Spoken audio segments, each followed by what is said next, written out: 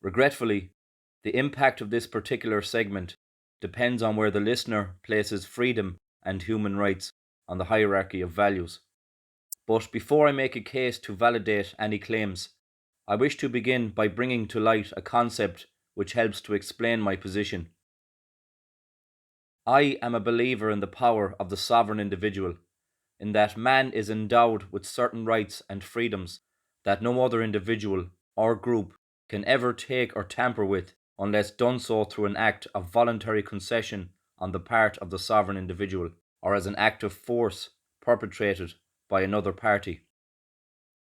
I must also admit that I do not subscribe to the words common good, and I can readily make a case to liken such a phrase to mob rule should anyone care to challenge me.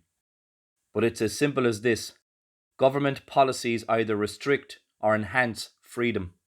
It is the difference between a politician trusting you as a free citizen or holding you in contempt.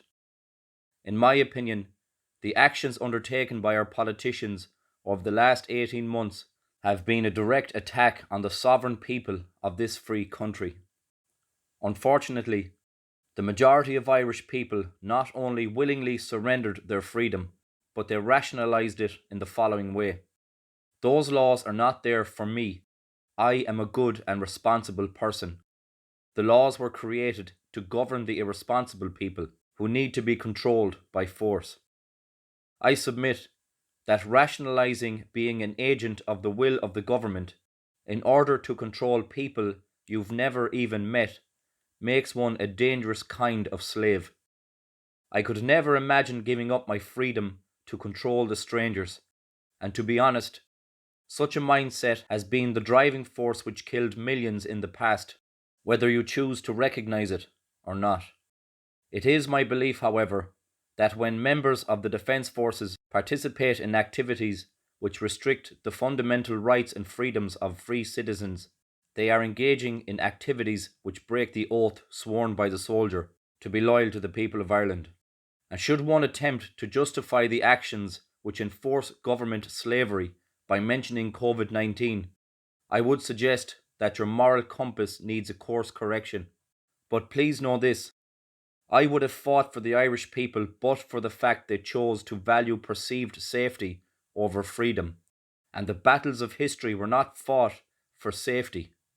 In my opinion, the current mindset held by so many of our people holds any sacrifice, past, present, or future, with little or no regard. Those who died in 1916 have been truly dishonoured.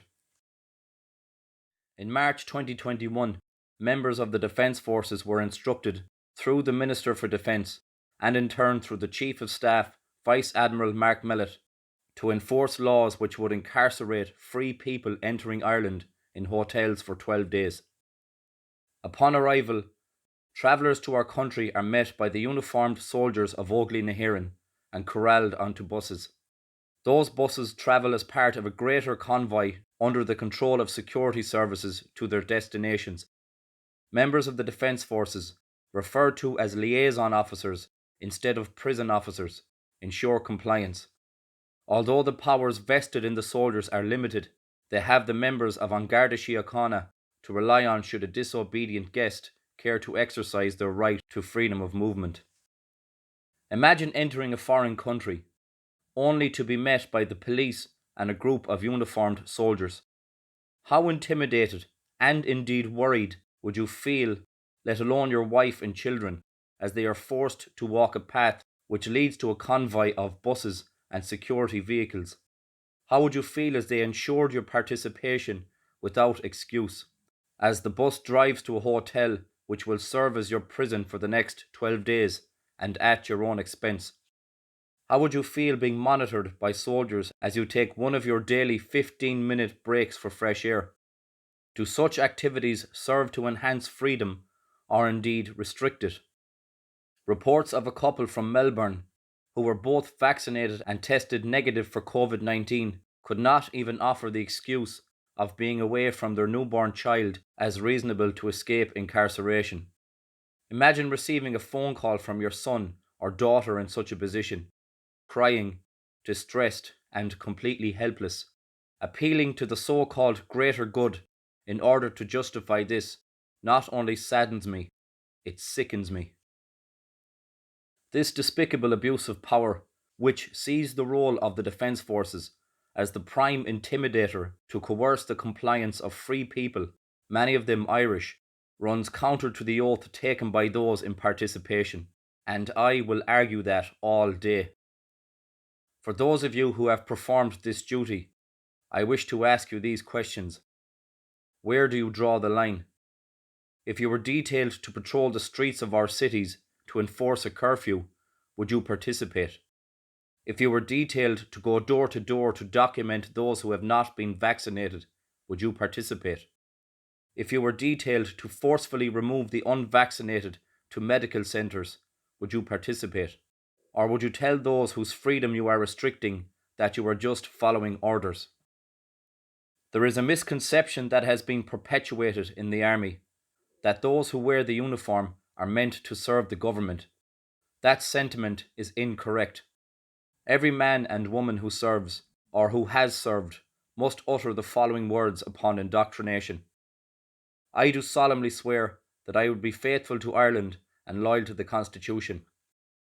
While our orders may originate from government and filter through the chain of command to individual soldiers, we act on those orders when they are deemed to be lawful. Our government violated the Constitution. They bypassed the separation of powers which exists as a fail-safe against corruption and created laws which have decimated Irish liberty, an act which should turn the stomach of any soldier who takes seriously the oath.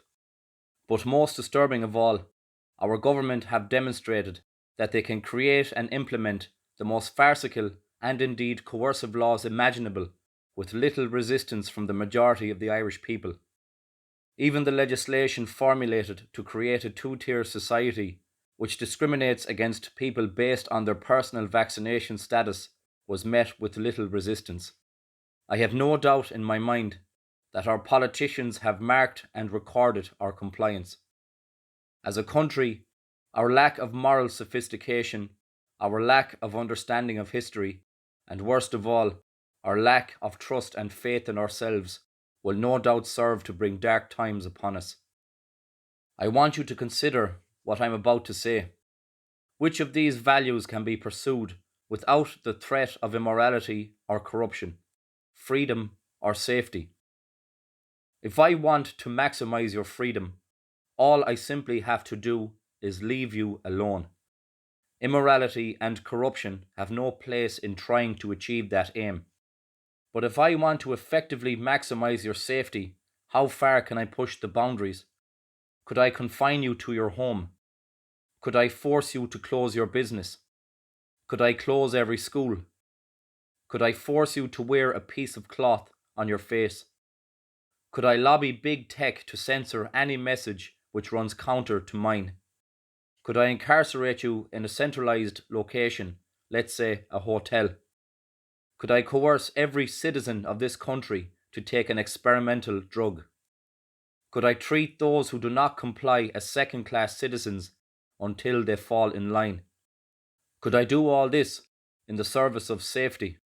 Well, our politicians, the self-proclaimed guardians of health and morality, have done exactly that. And I regret to say that if the stench of fascism has not overwhelmed you throughout this entire crisis, it never will. But I'll ask you this: would Donnelly, Harris, Varadkar or Martin do a better job at protecting you than you would do yourself? Would they protect your children better than you would?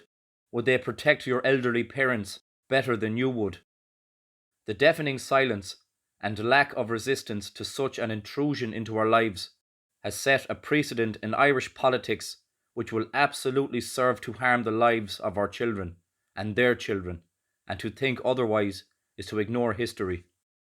In finishing this segment, I will say this: the government, on Garda Síochána, and the Defence Forces have evolved into institutions which have cast aside the value of freedom in order to maximise perceived safety through force and coercion. And those who have stood up in defiance have been painted as selfish and dehumanised by the conformists. Adolf Hitler would genuinely be proud of you.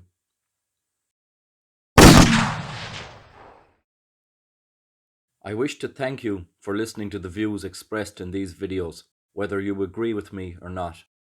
I realise that in some cases my words have been inflammatory, but I did not create these videos out of spite or hatred.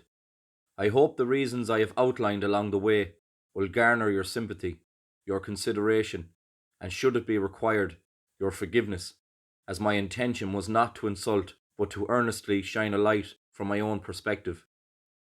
To anyone who may accuse me of bringing the Defence Forces into disrepute, I would respond to such a claim in the following way. The Defence Forces, through spineless leadership bolstered by greed and by the use of coercion, has been in a state of disrepute well before I created these videos. Morale is at an all-time low, and the ship stays afloat through the goodwill of those still serving. There is an old tradition we have as soldiers of Ireland, and it is practiced in the following way. We always hand over a post to the next platoon better than the way we got it. I entered the Defence Forces as a 17-year-old recruit because I wanted to make a difference in a way that my talents would allow. I wanted to use my time to improve the lives of my fellow countrymen and indeed hand over a much greater organisation to those who would serve after I was gone. Unfortunately, I leave a Defence Force that is on its knees, and that sad fact will haunt me for years to come. In closing, I wish to express my deepest gratitude to those who stand ready to defend freedom, uniformed or not. And in my honest opinion, the greatest threat to that freedom will not come from a foreign enemy, but will be voted into power by our people. This strong possibility puts an insurmountable amount of pressure on our soldiers, who may one day have to decide if the lawful order just given is a moral order and worth defying. That being said, I want to wish you all the best in the future, my friends, my brothers and sisters, fellow soldiers of Ireland.